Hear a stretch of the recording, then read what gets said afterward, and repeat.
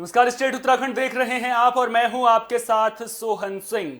बद्रीनाथ धाम में नमाज पढ़ने का मामला सामने आया है, जिसे लेकर लोगों में आक्रोश देखने को मिल रहा है। मामले को लेकर स्थानीय लोगों ने उपजिलाधिकारी को ज्ञापन सौंपा और कार्रवाई की मांग की है। लोगों का कहना है कि बद्रीनाथ धाम आस्था का केंद्र है और इस धाम में मुस्लिम मजदूरों का नमाज पढ़ना हिंदू धर्म की आस्था पर कुठाराघात है। मामले को लेकर लोगों ने पुलिस प्रशासन पर भी इसका ठीकरा फोड़ा है और बद्रीनाथ थाना प्रभारी को तत्काल हटाए जाने की मांग भी की है। साथ ही कहा है कि अगर दोषियों के खिलाफ कोई कार्रवाई नहीं हुई तो बड़ा आंदोलन किया जाएगा। वहीं उपजिलाधिकारी ने मामले में जांच के बाद दोषियों के खिलाफ कार्रवाई की बात कही है। मामले में 3 लोगों के खिलाफ मुकदमा दर्ज किया गया है।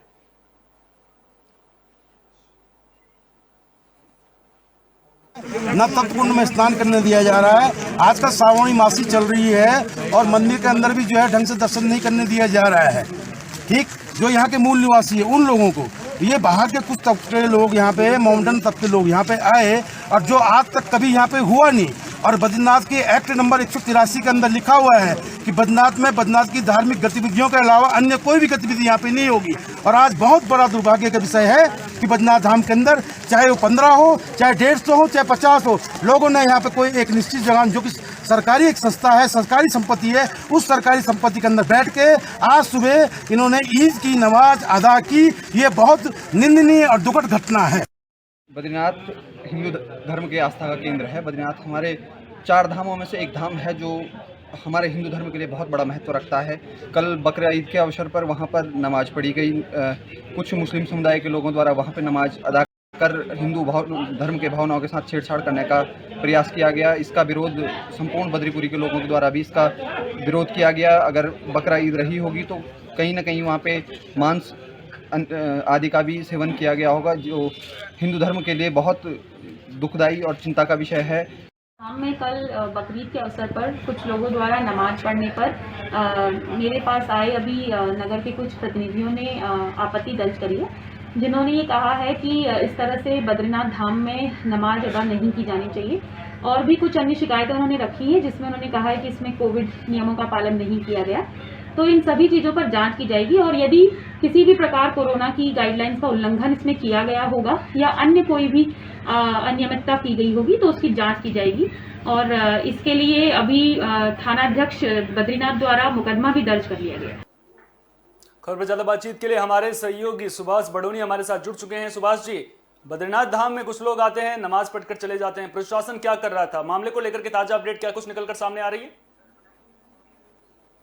देखिए सोहन, मैं आपको बताना चाहूंगा, क्योंकि 4 धाम गंगोत्री, यमुनोत्री, बद्री और केदारनाथ जो है हिंदुओं की आस्था का केंद्र है। और यहाँ पे जिस तरीके की ईद मनाई गई और उसके चलते जो नमाज पढ़ी गई, तो कहीं न कहीं स्थानीय लोगों में इसका आक्रोश है और लोगों का गुस्सा खूब बड़ा है और उन्होंने राज्य सरकार से आंदोलन तक करने की चेतावनी दी है। आंदोलन की चेतावनी तो लोग दे रहे हैं, लेकिन अब बड़ा सवाल यहाँ पर यह उठता है कि आखिर कौन लोग थे वो? क्या इसकी पहचान हो पाई है? क्या कुछ प्रशासन के द्वारा कार्रवाई की गई है मामले को लेकर?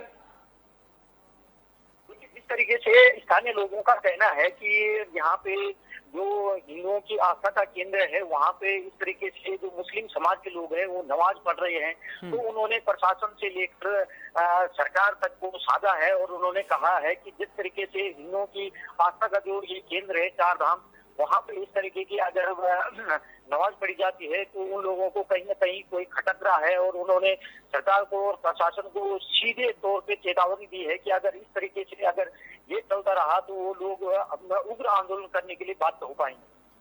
लोग तो कह रहे हैं कि आंदोलन करेंगे, लेकिन यहाँ पर सबसे बड़ा सवाल ये उठता है कि जब भी इस तरह का कोई कार्यक्रम होता है या फिर किसी भी समाज का कोई कार्यक्रम होता है तो उससे पहले अमन और शांति बनाए रखने के लिए प्रशासन बैठकें करता है, धार्मिक संगठनों के साथ में बैठकें की जाती हैं कि ताकि इन बैठकों के बाद लोगों के बीच में संदेश जाए, आपसी समन्वय बना रहे, धार्मिक सौहार्द ना बिगड़े। लेकिन क्या वहां पर प्रशासन के द्वारा पहले धार्मिक संगठनों के साथ में बैठकें की गई थी? अगर बैठकें की गई थी तो फिर ये गलती कैसे हो गई?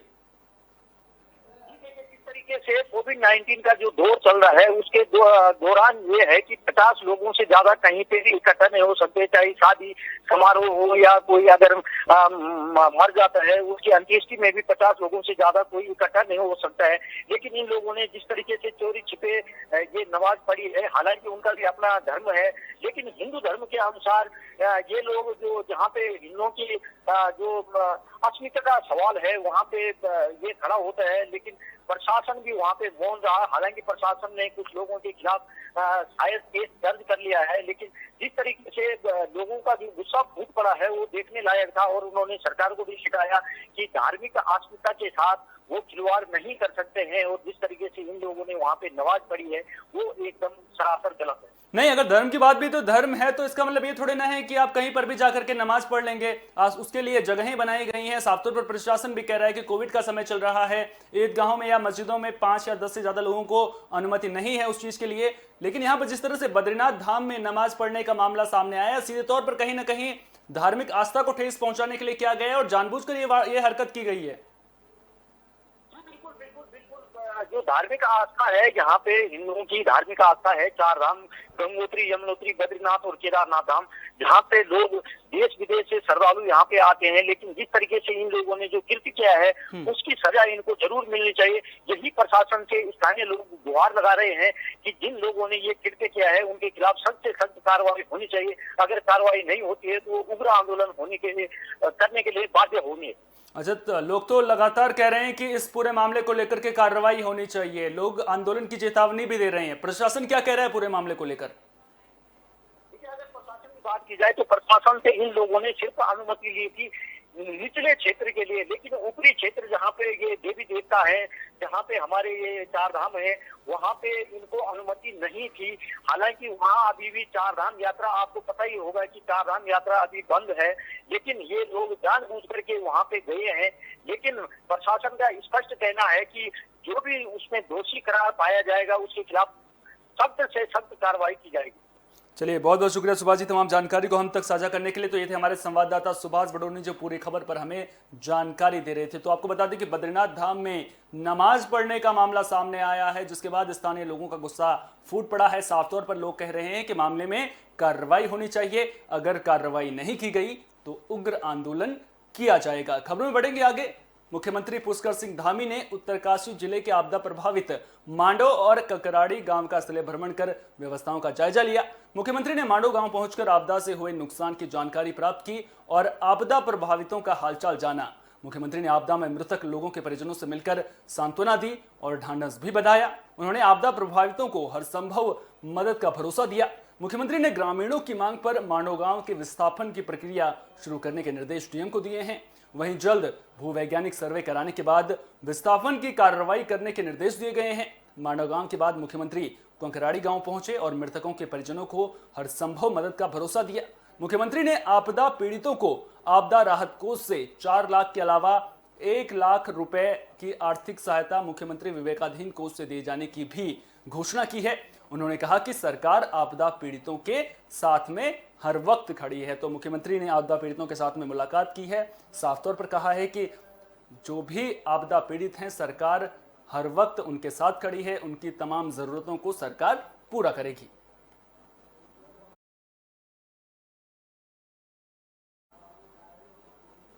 उत्तराखंड में चुनाव को लेकर सियासी गहमा गहमी तेज हो गई है। बीजेपी समेत सभी पार्टियां रणनीति पर मंथन कर रही हैं। इसी कड़ी में बीजेपी प्रदेश अध्यक्ष मदन कौशिक पौड़ी पहुंचे, जहां उन्होंने बीजेपी कार्यसमिति की बैठक की। बैठक में मिशन 2022 को लेकर चर्चा की गई और कार्यकर्ताओं को चुनाव को लेकर अहम दिशा निर्देश दिए गए।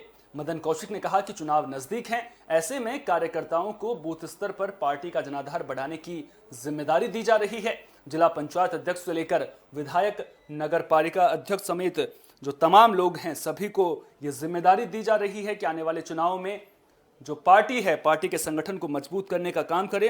तो कुल मिलाकर देखा जाए तो बीजेपी मिशन 2022 को लेकर के पूरी तरह से एक्टिव नजर आ रही है। आपको बता दें कि लगातार बैठकों का सिलसिला जारी है। इसी कड़ी में मदन कौशिक पौड़ी पहुंचे थे, जहां उन्होंने बीजेपी कार्यसमिति की बैठक की। बैठक में आने वाले चुनावों पर चर्चा की गई, रणनीति पर मंथन किया गया, साथ ही साथ कार्यकर्ताओं को आने वाले चुनाव को लेकर दिशा निर्देश भी दिए गए। मदन कौशिक ने कहा कि चुनाव अब नजदीक हैं, कुछ ही महीने का वक्त बचा है। ऐसे में कार्यकर्ताओं को जो जमीनी स्तर है वहां पर जाकर पार्टी का जनाधार बढ़ाना होगा।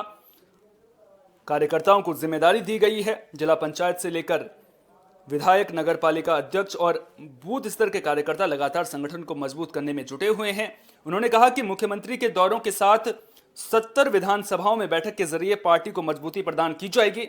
उन्होंने कहा कि जिले के प्रभारी मंत्रियों को भी बैठक के जरिए अहम जिम्मेदारी दी गई है। तो अब देखना दिलचस्प होगा कि आने वाले चुनाव में बीजेपी किस रणनीति के साथ उतरती है, ताकि चुनाव में जो विरोधी पार्टियां हैं जिन्होंने सरकार के खिलाफ मोर्चा खोल रखा है उनका सामना किया जा सके।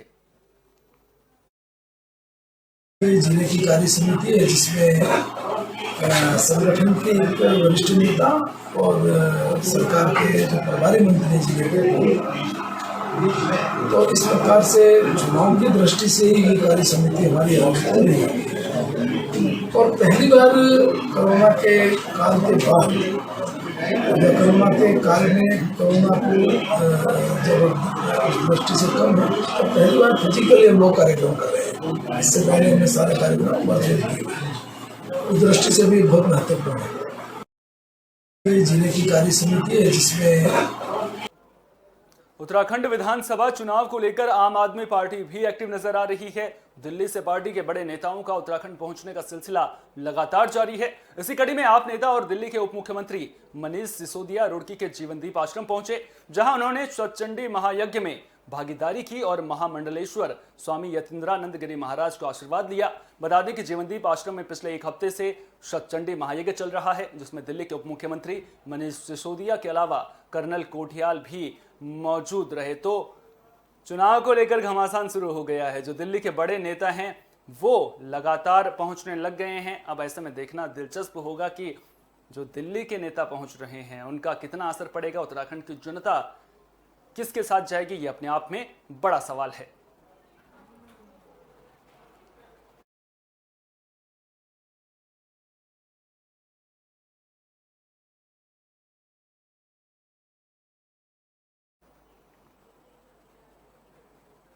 रुड़की पहुंचे दिल्ली के उप मुख्यमंत्री मनीष सिसोदिया ने बीजेपी पर बड़ा हमला बोला है। उन्होंने बीजेपी सरकार को पूरी तरह से नाकाम बताया। मनीष सिसोदिया ने कहा कि बीजेपी ने 3 मुख्यमंत्री बदल लिए, लेकिन लोगों की अपेक्षाओं पर खरे नहीं उतर पाए। साथ ही भ्रष्टाचार भी बड़े पैमाने पर हो रहा है, जिसे रोकने में सरकार पूरी तरह से नाकाम रही है। एक सवाल के जवाब में उन्होंने कहा कि उत्तराखंड की शिक्षा व्यवस्था पूरी तरह से खराब है, इसलिए उत्तराखंड से पलायन हुआ है। उन्होंने दिल्ली मॉडल पर राज्य में स्वास्थ्य और शिक्षा को लेकर विकास करने की बात कही। साथ ही उन्होंने उत्तराखंड की जनता से कर्नल कोठियाल को मुख्यमंत्री बनाए जाने को लेकर भी सुझाव मांगे हैं।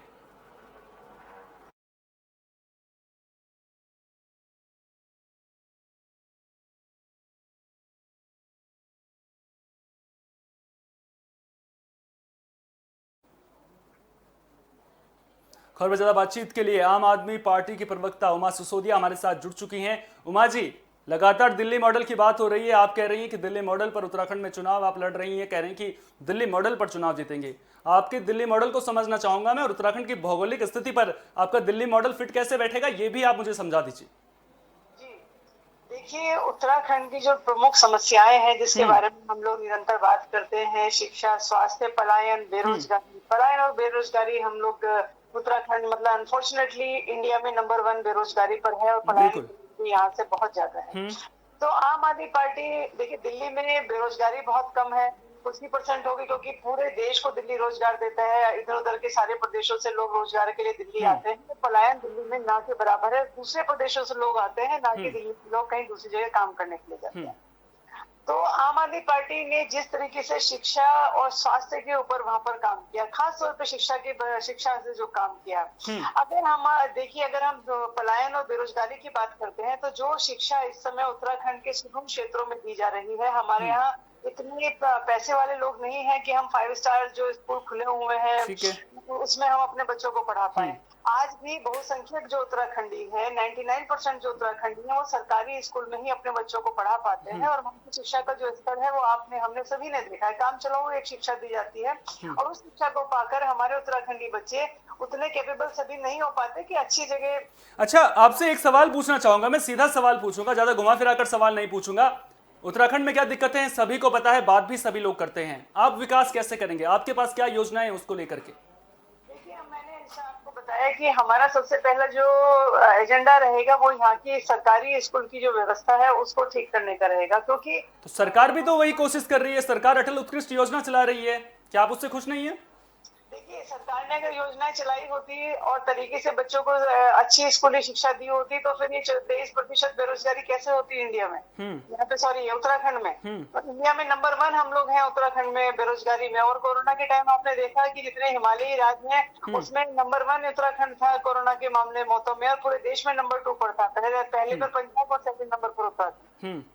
तो ये सारी चीजें हैं कि अगर हम शिक्षा अच्छी दे पाएंगे तो कहीं ना कहीं हमारे बच्चे जो हैं वो अच्छे शिक्षित होंगे तो वो खुद इतना अच्छा रोजगार पैदा कर लेंगे कि वो यहाँ पर इस तरह का रोजगार करेंगे कि पूरे देश से लोग उत्तराखंड में। अच्छा चलिए, आपने बच्चों को अच्छी शिक्षा दे दी, आप रोजगार की बात पर आप करें कि आपने शिक्षा दे दी, रोजगार की बात आती है तो रोजगार के लिए क्या वो उत्तराखंड में रुकेंगे, उसके लिए क्या व्यवस्था है? उत्तराखंड के पहाड़ी इलाके आप जानते हैं, वहां पर जो उद्योग धंधे स्थापित करना है चुनौती से कम नहीं है। ये बात आप वहां की भौगोलिक परिस्थिति को जानते हुए समझते हुए बेहतर समझती होंगी।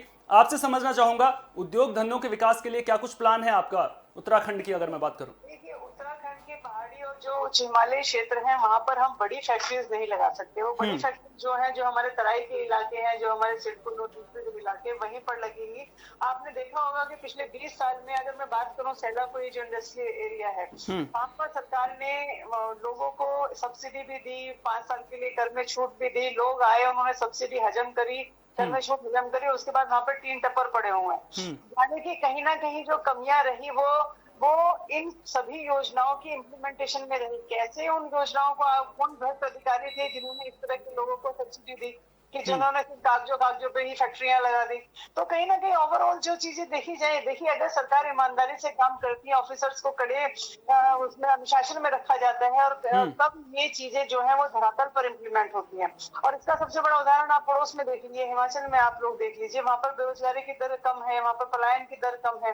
तो कुछ ना कुछ तो वहाँ पे, जबकि उनकी जो परिस्थिति की है वो भी हमारे जैसी है, उत्तराखंड जैसा ही। कुल मिलाकर मुद्दा भू कानून का आता है ना कि हिमाचल ने अपनी जमीन को बचा कर रखा हुआ है, उत्तराखंड अपनी जमीन को बचाकर नहीं रख पाया, यही कहना चाहेंगे आप? देखिए, भू कानून एक बहुत अहम मुद्दा है उत्तराखंड के लिए और वाकई में इस समय जो उद्वेलन आप देख रहे हैं पूरे उत्तराखंड में भू कानून को लेकर, उसको आम आदमी पार्टी समर्थन करती है। अगर हम अपनी जल जंगल जमीन नहीं बचा पाए और एक अनियंत्रित विकास अगर हम कहें कि बड़े पूंजीपतियों का यहाँ पर होता है, देखिए उनको हमारे जल और जंगल जमीन से उनको कोई आत्मीय प्रेम नहीं है, क्योंकि हम यहाँ पैदा हुए हैं इसलिए हमारे जंगल से हमारा प्रेम है, इसलिए हम उसको बचाने की कोशिशें भी करते हैं। तो भू कानून सही तरीके से लागू होना, सख्त भू कानून लागू होना अपने आप में उत्तराखंड को आगे लेकर जाएगा, इसको आम आदमी पार्टी मानती है। और साथ ही गैरसैंण राजधानी होगी, इसको भी आम आदमी पार्टी है, क्योंकि हमने देहरादून को, हमारे जो माताएं बहनें उस समय आंदोलन पर निकली थी, उन्होंने कभी देहरादून को राजधानी नहीं माना था, हमेशा से ही गैरसैंण राजधानी मांगी। चलिए ठीक है, आप अपने मुद्दों को बता रही हैं, चलिए अच्छी बात है। लेकिन एक बड़ा सवाल और आखिरी सवाल आपसे पूछूंगा। उत्तराखंड में आपने देखा है सत्ता हर 5 साल में बदलती है, उत्तराखंड की जनता कभी कांग्रेस पर भरोसा जताती है, कभी बीजेपी पर जताती है। अब आम आदमी पार्टी चुनावी मैदान में कूदी है, क्या मौके का फायदा उठाने की कोशिश है? क्योंकि बीजेपी लगातार कह रही है कि जो भी वादे आम आदमी पार्टी कर रही है वो पूरे करना उनके वश में नहीं है, उस पर क्या कहेंगे? ये बात कहती है तो बीजेपी अपने गिरेबान में सबसे पहले जरूर झांक कर देखेगी। 15 लाख रुपए सबके अकाउंट्स में आएंगे और हर साल 2 करोड़ का जो बेरोजगारों को है वो नौकरियां दी जाएंगी। तो ये जुमलेबाजी हमेशा बीजेपी करती है और जो जैसा होता है वो दूसरे को वैसा ही सोचता है। उन्हें लगता है कि हम पूरे नहीं कर पाए तो ये भी पूरे नहीं कर पाएंगे। लेकिन मैं बीजेपी के अपने भाइयों को जरूर बता देना चाहती हूँ कि दिल्ली में हमने काम करके दिखाया है और उस काम को ही आगे ले जाकर दिल्ली में केजरीवाल जी ने जनता से वोट मांगे हैं कि मैंने काम किया है तो वोट दीजिए, अदरवाइज मत दीजिए। तो यही हम लोग यहाँ उत्तराखंड में करेंगे। चलिए, उम्मीद करेंगे कि आप चुनाव में अच्छा करेंगे। बहुत बहुत शुभकामनाएं हमारी तरफ से आपको। तो ये थी उमा सिसोदिया, आम आदमी पार्टी की प्रवक्ता, जो पूरी खबर पर हमें जानकारी दे रही थी। आम आदमी पार्टी किन मुद्दों के साथ उत्तराखंड के चुनाव में उतर रही है उसके बारे में बता रही थी। वहीं आपको बता दें कि मनीष सिसोदिया आज जुड़ के पहुंचे थे। इस दौरान उन्होंने क्या कुछ कहा, चलिए वो भी आपको सुनाते हैं। एक तरफ भारतीय जनता पार्टी है, भारतीय जनता पार्टी की सरकार है और इसमें थोड़े दिन पहले तक त्रिवेंद्र सिंह रावत जी मुख्यमंत्री थे, जिनका निकनेम था जीरो वर्क चीफ मिनिस्टर। उसके बाद तीरथ सिंह जी आए, उनका नाम भी 0 वर्ष चीफ मिनिस्टर ही रह गया, काम नहीं कर पाए। उसके बाद पुष्कर धामी साहब आए हैं। पुष्कर धामी साहब तो खुल के कहते हैं कि भाई ना तो मैं किसी की चोरी रोकूंगा ना रोकूंगा। उनका तो स्टेटमेंट है, मैं सुन रहा था कि मैं किसी की चोरी बंद नहीं करूंगा, जो करता है करता है। उत्तराखंड में विधानसभा चुनाव से पहले जुबानी जंग भी तेज हो गई है। बीजेपी ने आम आदमी पार्टी पर झूठे सपने दिखाने का आरोप लगाया है। नैनीताल में नगर पंचायत के पूर्व अध्यक्ष और बीजेपी नेता पवन चौहान ने कहा कि आम आदमी पार्टी और उनके नेता केजरीवाल उत्तराखंड की जनता को झूठे सपने दिखा रहे हैं, जो सच करना उनके वश की बात नहीं है। उन्होंने कहा कि आम आदमी पार्टी के संयोजक अरविंद केजरीवाल जनता के साथ छल और फरेब की राजनीति करते हैं और ना पूरे होने वाले झूठे वादे करते हैं, जो कि उनकी आदत में शुमार हैं। उन्होंने कहा कि भारतीय जनता पार्टी ही एकमात्र ऐसी पार्टी है जो अपने द्वारा किए गए सभी वादे पूरा करती है। हमारी सरकार ने जो वादे किए हैं उनको 100% पूरा कर रही है और बचे हुए काम भी जल्द पूरे करने के लिए वचनबद्ध है। तो हमेशा खरी उतरती है। भाजपा ने जो बोला वो किया है और झूठे वादे भाजपा नहीं करती है। केजरीवाल तो 100 झूठा का एक झूठा व्यक्ति है, तो उनको के बारे में तो कुछ कहना। और उत्तराखंड में आकर के लोग उनको आज उनका मजाक ही तो उपास तो उड़ा रहे हैं केजरीवाल जी का। जो ये अभी से उन्होंने कार्ड बांटने शुरू कर दिए हैं, जैसे उनकी सरकार आ गई होगी, जैसे बिल आ गए होंगे, उनका कार्ड पैसे दे देगा, तो ये लोगों को मूर्ख बना। जैसे माननीय हरीश रावत जी ने पिछली बार कार्ड बांटे थे स्वास्थ्य के लिए, वो किसी काम के नहीं थे। तो इसलिए ये झूठी बातों में जनता नहीं आने वाली है। और केजरीवाल को तो लोग वैसे ही समझ गए हैं कि उनको सिवाय लोगों को मूर्ख बनाने के और कोई काम नहीं आता है उनको। देवस्थानम बोर्ड के विरोध में तीर्थ पुरोहितों का हल्ला बोल लगातार जारी है। उत्तरकाशी भ्रमण पर आए उत्तराखंड के मुख्यमंत्री पुष्कर सिंह धामी की घोषणा के बाद सभी तीर्थ पुरोहितों ने फैसला किया है कि जब तक सरकार कोई ठोस कार्रवाई नहीं कर लेती तब तक आंदोलन जारी रहेगा। गंगोत्री धाम के तीर्थ पुरोहितों ने मुख्यमंत्री के पहल का स्वागत करते हुए कहा कि हम उग्र प्रदर्शन की योजना बना रहे थे, लेकिन फिलहाल उसे स्थगित रखेंगे। तीर्थ पुरोहितों ने कहा कि मुख्यमंत्री के बयान से हम तो संतुष्ट दिख रहे हैं, लेकिन वे पहले के मुख्यमंत्रियों की तरह हमारी मांगों को ठंडे बस्ते में ना डालें। बता दें कि चारों धामों के पुरोहितों को भरोसे में लेते हुए पुष्कर सिंह धामी ने कहा था कि देवस्थानम बोर्ड पर सरकार पुनर्विचार करके नई कमेटी गठित कर इसे सुधारने की पूरी कोशिश करेगी।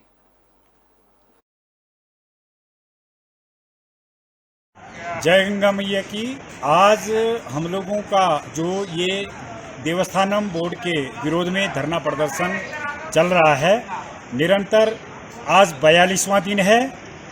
कल उत्तरकाशी में यहाँ पर हमारे उत्तराखंड के माननीय मुख्यमंत्री पुष्कर धामी जी आए थे, जिनसे कि हमारे तीर्थ पुरोहित और हक हकूकधारी शिष्टमंडल ने भेंट की और माननीय मुख्यमंत्री जी ने यह आश्वासन दिया है कि हम सरकार में जो ये देवस्थानम बोर्ड है इसके संबंध में पुनर्विचार के पक्ष में है। उच्च स्तरीय समिति का हम गठन कर रहे हैं और जल्दी ही जो है वो समिति सभी से बात करेगी और सबसे बात करने के बाद उस पर जो है। उत्तराखंड में सफाई कर्मचारी हड़ताल पर हैं, 11 सूत्री मांगों को लेकर प्रदर्शन कर रहे हैं। वहीं अब सफाई कर्मियों के प्रदर्शन पर सियासी तड़का लगता भी नजर आ रहा है। काशीपुर नगर निगम परिसर में चल रहे प्रदर्शन में उधम सिंह नगर कांग्रेस कमेटी के जिला उपाध्यक्ष महेंद्र बेदी और देवभूमि व्यापार मंडल के संगठन मंत्री आशीष अरोड़ा पहुंचे। इस दौरान कांग्रेस नेता ने सफाई कर्मियों की मांगों को पूरा करने के लिए सरकार से अपील की है। साथ ही कहा है कि अगर मांगे पूरी नहीं हुई तो वे भी आंदोलन करेंगे।